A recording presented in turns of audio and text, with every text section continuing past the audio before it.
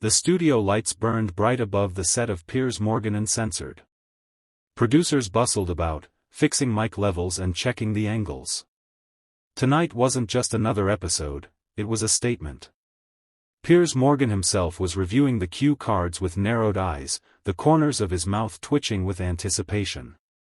Across the Atlantic, Ibrahim Traoré stood in a modest hotel room in London, tying his collar in front of a mirror. This wasn't his battlefield. There would be no crowds chanting his name, no fertile soil under his boots, only cameras, sharp British wit, and an audience waiting to judge. Still, Traoré remained calm. He had accepted the invitation for one reason, to confront the narrative. Back in the studio, Piers leaned over to his assistant. "Let's see if the freedom fighter can handle a real debate. No jungle speeches here." The crew laughed nervously. Some respected Traoré, others just hoped for fireworks. When Traoré arrived on set, the room quieted. Dressed sharply but without flash, he nodded politely. Piers extended a hand. It was firm, calculated. The show began moments later. The intro music faded, and Piers turned to the camera. "Tonight, we're joined by a man hailed as both a revolutionary and a provocateur, President Ibrahim Traoré of Burkina Faso. He claims to be liberating his country from Western dominance. But is he creating freedom, or just another dictatorship in disguise?" Traoré didn't blink. Piers leaned in, tone slick. "President Traoré, let's start with the obvious. You've kicked out foreign troops, silenced NGOs, and nationalized key resources. You call it independence. Others call it authoritarianism. What do you say?" Traoré adjusted his mic with slow precision. "I say if you define freedom as needing foreign approval, then your definition is flawed. We are not silencing voices, we are raising our own." The audience murmured. Piers smirked. "So it's about control, then?" he asked, pressing. "No," Traoré replied. "It's about not being controlled." There it was, the spark. Piers saw it too. He leaned back, eyes gleaming. "Come on, Mr. President. You just want power. Let's not pretend otherwise." Traoré didn't raise his voice. He simply said, "No. I want freedom. And freedom begins when we stop asking you for permission." The room went still. Piers' smile tightened into a smirk. His plan was unfolding. Let Traoré speak, let him sound proud, even noble, and then corner him. Twist his words. Piers had done it with politicians, celebrities, generals. He was ready. "So," Piers said, tapping his pen against his notepad, "you speak of freedom. Yet you expelled international journalists, arrested local critics, and you've been accused of bypassing elections. Is that what freedom looks like under Traoré?" The question floated like smoke across the studio. Traoré leaned forward, eyes fixed. "We inherited a broken structure.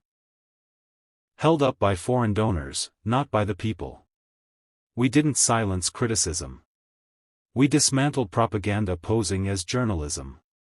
Piers lifted his eyebrows dramatically. "Convenient. Necessary," Traoré corrected, "because for decades, the press you defend wasn't reporting. It was translating orders." There was a pause. Then Piers struck again, voice rising. "Is it freedom when the state seizes gold mines? When Western companies, who helped build your infrastructure, are expelled overnight?" That was the trap. Piers wanted him to sound hostile. Bitter. Ungrateful. But Traoré didn't flinch. "We didn't seize anything. We reclaimed what was stolen. Would you call it theft if someone took back their home after decades of occupation?" That stung. Even the control room crew shifted in their seats. The studio temperature felt different now. Piers pressed harder. "You talk like a revolutionary, but you act like a strongman. Where are your checks and balances? Where's your democracy? Traoré looked at him calmly. And where was democracy when your countries chose leaders for us? When your companies bled our resources dry? We're not mimicking your system. We're building ours. A slow wave of silence followed. For a moment, Piers hesitated. He realized Traoré wasn't just here for optics. He was here to confront the very architecture of Western dominance, and he was doing it without raising his voice. Piers tried to pivot. So what do you say to Western taxpayers? People who donated, volunteered, sent aid, do they deserve your contempt? Traoré turned directly to the camera. To them, I say, thank you. But understand this, we don't want pity anymore. We don't want handouts. We want partnership. If you respect us, let us stand. If you don't, at least stop pretending it's charity when it's control. The audience in the room, carefully chosen by producers to be skeptical, began shifting. Whispers. A few nods. Piers noticed. And for the first time, his voice lowered. You came prepared, he said. I came honest, Traoré replied. Back in the control room, a producer muttered under his breath, this isn't going the way we planned. The live audience, hand-picked for their suspicion, their cynicism, was no longer smirking. They were leaning in. Listening. Piers sensed the shift too, and it irritated him. He shuffled his notes, eyes darting for an opening. Let me ask this, President Traoré, he said, voice more measured now. You say you want freedom, not power. But how can you separate the two? Isn't it power that allows you to shut out international investors? Power that allows you to rule by decree? Traoré's response was immediate, clear, power without purpose corrupts. Power in service of freedom builds nations. What we've done isn't about me, it's about breaking cycles designed to keep us begging. Begging? Piers scoffed. That's a strong word. It's the right one, Traoré said flatly. Your aid, your deals, your influence, they all came with invisible chains. And when we cut them, you call us ungrateful. The camera caught Piers' eyes narrow. He tried to stay composed, but Traoré's directness was like a blade, not loud, but sharp and clean. You sound angry, Piers said. I'm not, Traoré replied. I'm focused. Then the moment that flipped everything. A young woman in the audience, perhaps no older than 25, stood up. Her voice trembled, not with fear, but with something heavier, conviction. I work in development aid, she said. And I never questioned what you just said. Until now. The entire room went still. I thought we were helping, she continued. But maybe we were, maintaining. Piers went pale. This wasn't supposed to happen. The narrative was slipping. This guest wasn't supposed to resonate. And yet, here was someone from their own system, echoing Traoré's message. I'm not blaming you, Traoré told her. Your heart may be clean. But the architecture behind the aid, that's the problem. It's designed to keep Africa dependent. The studio air thickened with a mixture of discomfort and awakening. Piers gripped his pen tighter. I'm not here to win an argument, Traoré said. I'm here to remind the world, freedom doesn't need permission. And it sure doesn't need pity. The camera zoomed in slowly. Not on Piers. On Traoré. Eyes unwavering. Face calm. A man who had turned a high-profile interview into a lesson, not just for one host, but for the entire West. The control room went into overdrive. Piers Morgan's producers were whispering into his earpiece, trying to regain control. They needed to throw him a lifeline, a pivot, anything. But Traoré had shifted the energy of the entire room, and worse, he was doing it calmly. Piers leaned forward again, this time more cautious, but still hungry. You speak of independence and dignity, President Traoré. But let's be honest, Burkina Faso is still one of the poorest countries on the planet. Isn't your vision premature? Traoré didn't blink. Poverty is not proof of failure. Dependency is. We are poor today because of centuries of engineered weakness, borders we didn't draw, debts we didn't choose, and aid that came with strings no one saw until it was too late. He paused, not for drama, but clarity. You call my vision premature. I say your doubt is outdated. The audience reacted audibly. Some clapped. Others nodded in disbelief that a man from a small, landlocked country could so confidently dismantle a media titan's line of questioning, on live television, no less. But Piers wasn't ready to surrender. So what's your endgame then? No aid? No partnerships? Just go it alone? No, Traoré said. Just not on your terms anymore. He turned toward the audience now, his voice steady but unmistakably firm. We'll partner. We'll collaborate. But we won't kneel. And if the world finds that threatening, then perhaps it should question the nature of its generosity. The words hung like smoke in the air. Then Piers, in one last attempt to corner him, asked, and if your people suffer because of this stubborn pride, what then? Will you take responsibility for that? This time, Traoré's response came with something deeper, not just logic, but emotion. I'd rather my people struggle toward freedom than flourish under a leash. It was the line that cracked the silence wide open. Even the critics in the back of the room found themselves stunned. It wasn't just a clapback. It was a moral strike. One that made every cheap jab, every condescending smirk, seem shallow by comparison. And Piers? For the first time, he didn't interrupt. He didn't argue. He just sat there, silent, staring, as if realizing the game he thought he was playing had been rewritten entirely by the guest in front of him. By the time commercial break rolled in, the producers were in chaos. Piers had gone off script. Traoré had seized the narrative. And the ratings, surging. But inside the studio, the silence between them spoke louder than any argument.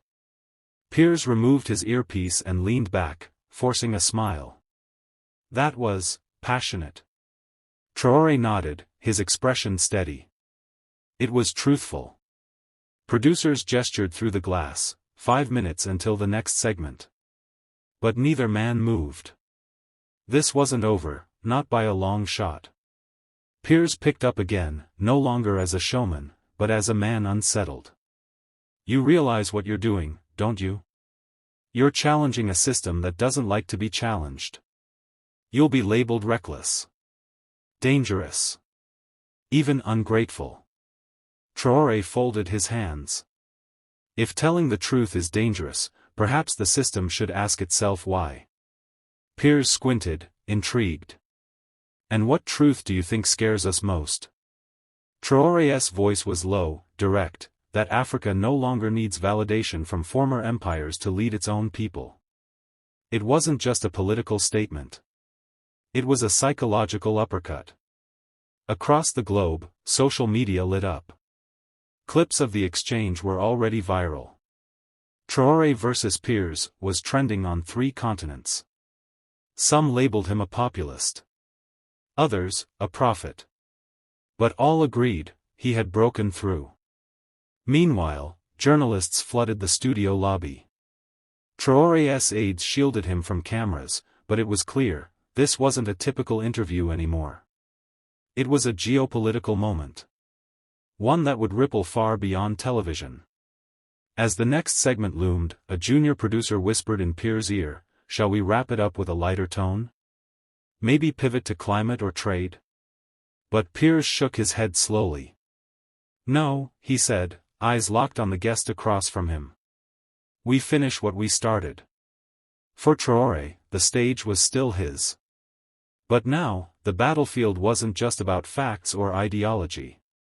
It was about courage. And who had more of it? The red light on the camera blinked back on. They were live again. But this time, the tone was different. Piers Morgan sat forward, his eyes narrowed. The usual polished arrogance was gone, replaced with something sharper. Defensive. Ibrahim, he began, dropping the formal tone, you talk about freedom like you invented it. But let's not forget, the freedoms you enjoy, press, speech, political participation, they were modeled after Western democracies. Traoré raised an eyebrow. He didn't flinch, didn't blink. Modeled, perhaps. But not owned. Freedom isn't a Western trademark, Mr. Morgan. Piers leaned in. Then why do so many still flee to the West? Why do they seek our institutions, our currencies, our passports? The trap was clear. Traoré smiled calmly. Maybe because for decades, your governments made sure their countries couldn't stand on their own. The room went still again. A camera operator quietly exhaled. This was not entertainment anymore, this was confrontation in its purest form. You accuse the West of sabotage, Piers shot back. That's rich, coming from a man who banned foreign NGOs, expelled journalists, and nationalized key industries. I didn't ban ideas, Traoré said. I banned manipulation. There's a difference. The tension tightened. Piers stood now. You're playing with fire, President. You're painting yourself as some kind of messiah. But it's dangerous. And history doesn't usually end well for men who believe they alone can save a continent. Traoré didn't move. His voice didn't rise. I'm not trying to save a continent. I'm trying to remind it that it never needed saving to begin with. For the first time, Piers hesitated. The audience, the crew, everyone sensed the shift. This wasn't just Traoré defending himself. He was turning the accusation back on its accuser. He wasn't begging to be understood. He was daring them to keep underestimating him. The next words from Piers came slower, almost reluctant. You're not the man I expected. And you're exactly the man I prepared for, Traoré replied. The studio remained tense after the break. Piers Morgan, now visibly rattled, adjusted his blazer with a sharp tug, trying to regain his composure. But Traoré's last line lingered like a quiet bell toll, ominous, final, unforgettable.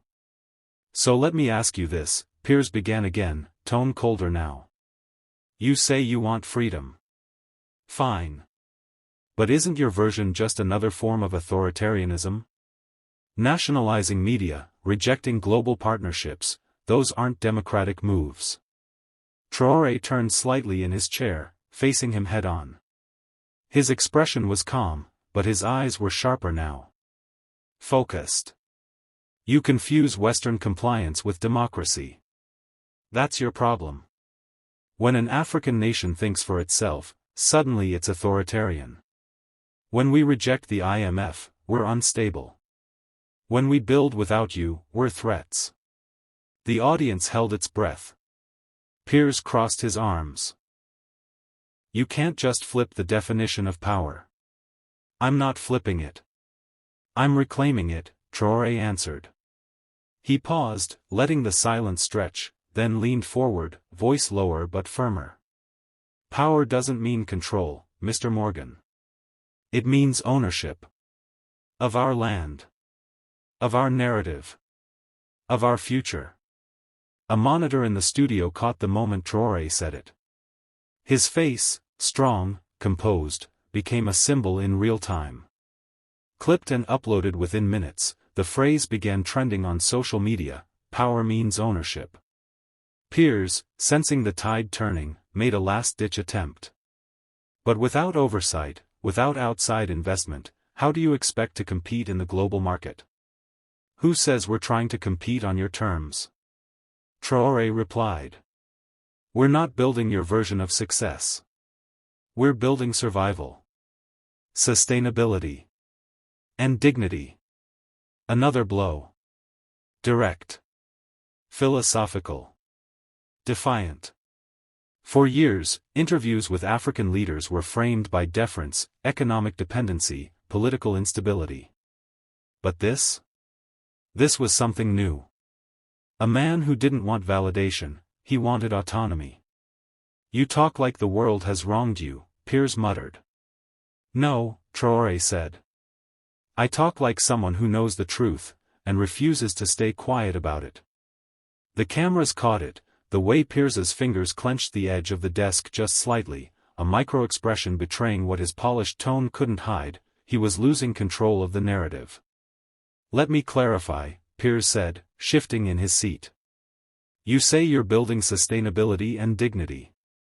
But without Western support, without our technology, trade routes, and capital, how long can it last? Traoré didn't blink.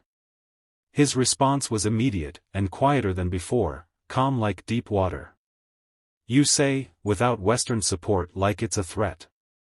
It's not. The room went still. We've been lectured for centuries, Traoré continued. Told what to grow, how to govern, who to praise. Even our schools teach more about European monarchs than African philosophers. You gave us textbooks. We're now rewriting them. Piers raised an eyebrow.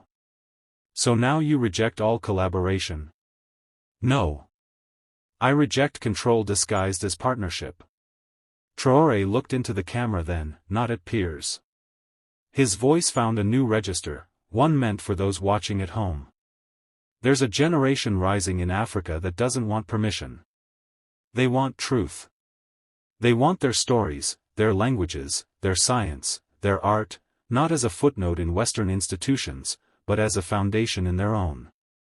Behind the camera, even the production crew was watching in silence now.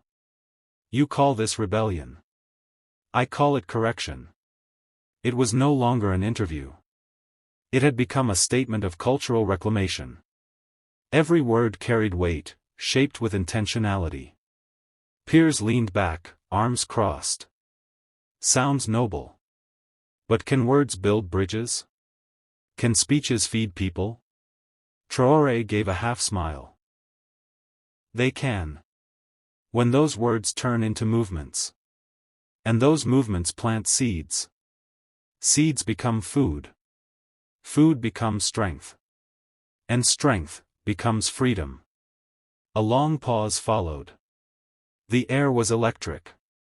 Online, the interview had gone viral mid-broadcast. Hashtags exploded, hashtag #SpeakTraor, hashtag Africa Answers Back, hashtag Power is Ownership. Traoré sat steady, unshaken. Piers, for all his experience, suddenly looked like a man trying to push back a wave with a wine glass. The network producers hadn't expected the interview to go viral in real time. But as Traoré's final sentence echoed across airwaves, the control room erupted into chaos, phones buzzing, Twitter feeds refreshing non-stop, viewership climbing by the second. Piers Morgan leaned forward slightly now, his voice lower, sharper. So what's next, Mr. Traoré? A world without oversight? Without accountability? You think you can reshape centuries of systems with farming programs and speeches? Traoré didn't flinch. No, he said. We'll reshape it with ownership. Of our food. Our narratives. Our worth. And what happens, Piers asked, eyes narrowing, when those ideals crash into reality? What happens when the markets turn, when droughts come, when your people need help? Traoré's reply was almost a whisper, but it thundered through the room. Then we stand together and face it. But this time, we'll face it on our feet, not on our knees. The studio was still. No one moved. Even the cameramen, seasoned professionals, hesitated before panning out. Then someone in the studio audience, invited media, ambassadors, activists, began to clap. Just once. Then twice. Then it spread like fire. It wasn't polite applause. It was visceral, electric. The kind reserved for moments that rupture norms. Piers sat frozen. He had orchestrated 1,000 interviews, many of them fiery, some even historic. But never had his own platform been turned so thoroughly into a stage for something larger than his control. A producer leaned in from the side, whispering frantically. We're trending in 32 countries. Comments are exploding. They're calling it the reckoning moment. Online, millions watched and rewatched Traoré's words. Influencers quoted him. Youth leaders in Ghana, Haiti, and Detroit clipped his response to the feet versus knees line and made it their status updates. The power had shifted. Not just in the studio, but in the global imagination. Traoré rose first, calmly unhooking his mic. He extended a hand to Piers, respectfully, but not submissively. Thank you for the platform, he said. Now let's see what the world does with it. Piers hesitated, then stood, shook his hand, and gave a nod. Not of agreement, but of acknowledgement. Because even he knew. This time, the applause wasn't for Piers. In the days following the broadcast, newsrooms across the globe dissected every second of the Traoré Morgan interview. Headlines ran in bold fonts. A new voice has arrived, Africa speaks for itself, and Traoré turns the tables. But inside the corridors of power, from the White House to Westminster, there was something deeper than trending hashtags. There was unease. Traoré had not demanded charity. He had not played the role the West had long scripted for African leaders. Instead, he'd flipped the narrative. And now, everyone was listening. Piers Morgan's network saw a rating spike unlike any since the Brexit debates. Yet for Piers, the sensation was mixed. In his follow-up column, he wrote, I invited a man I thought wanted to debate politics. What I met was a man who was redefining politics itself. Meanwhile, in Ouagadougou, Ibrahim Traoré walked among farmers planting new rice fields, no cameras, no fanfare. Just dust, sweat, and the smell of growth. A young girl approached him, maybe 10 years old, barefoot and clutching a small notebook. Mama says you made the world listen to us, she whispered. Traoré smiled. No, he said softly. I just reminded them we were speaking. Later that week, the African Union released a unified statement. We are no longer waiting for permission to rise. We are rising. Nations from Southeast Asia, Latin America, and even Eastern Europe began referencing Traoré's model, community-based autonomy, refusal to kneel, the courage to say no to dependency disguised as diplomacy. Piers Morgan, in an unusual moment of introspection, admitted on air. He didn't win a debate. He won a generation. Traoré, when asked what he felt watching the global reaction, gave no grand statement. No triumphant gesture. Only this. It was never about power. It was about dignity. And dignity, he paused, looking beyond the cameras. Isn't granted. It's reclaimed. As the screen faded to black, a simple caption appeared. Traoré didn't ask to lead the conversation. He became the conversation. In a world where headlines are dominated by noise, there are moments, rare and resonant, that cut through everything. What happened between Piers Morgan and Ibrahim Traoré wasn't just a clash of perspectives. It was a confrontation between the old voice of empire and the new voice of independence. Traoré didn't raise his voice. He didn't strike back with insult or arrogance. He did something far more powerful. He stood his ground, with clarity, with purpose, and with the unshakable belief that freedom isn't something you ask for. It's something you live. And in doing so, he reminded millions, perhaps billions, that leadership isn't about dominating a conversation. It's about daring to speak when silence is expected. This wasn't just about Africa. This was about everyone who's ever been told to stay in their place. Everyone who's ever been underestimated, dismissed, or mocked. Traoré didn't respond with outrage. He responded with presence. And that, more than any argument, left the world speechless. Because when dignity speaks, the powerful listen.